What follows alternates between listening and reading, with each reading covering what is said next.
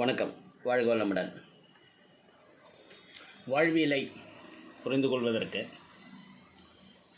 சின்ன சின்ன எடுத்துக்காட்டுகளுக்காக கதைகளை சொல்லி அதன் மூலம் உடல் மன நலனை புரிந்து கொள்வது என்ற தொகுப்பில் இப்போ நம்ம ஒரு சின்ன குட்டி கதை பார்க்கலாம்.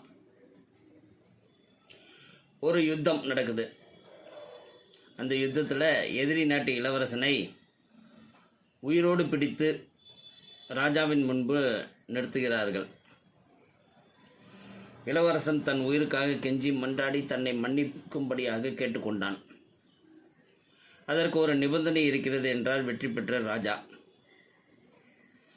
விளிம்பு வரை தண்ணீர் நிரப்பப்பட்ட பாத்திரம் ஒன்று உனது கையில் தரப்படும். அது முக்கிய சாலை ஒன்றின் வழியாக ஒரு சொட்டு தண்ணீர் கூட கீழே சிந்தாமல் குறிப்பிட்ட நேரத்துக்குள் 1 மைல் தூரம் கொண்டு செல்ல வேண்டும்.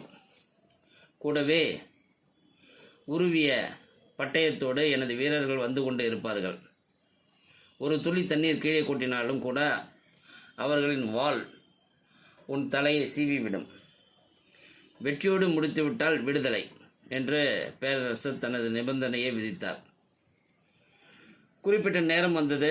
லட்சக்கணக்கான மக்கள் அந்த சாலையில் இரு பகுதியிலும் குழுமியிருந்தனர்.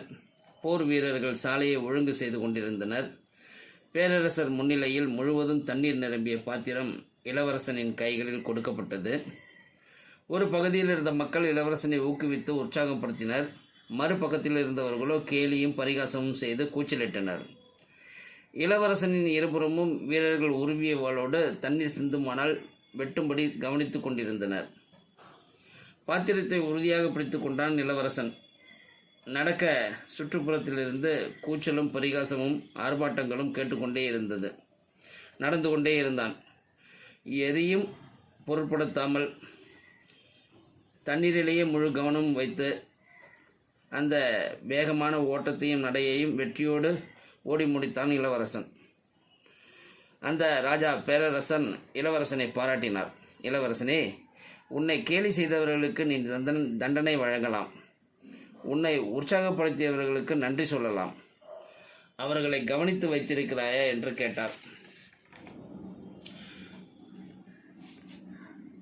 அதற்கு அவன் பதில், என்னை போற்றுபவர்களை நான் கவனிக்கவில்லை, தூற்றுபவர்களையும் நான் பார்க்கவில்லை.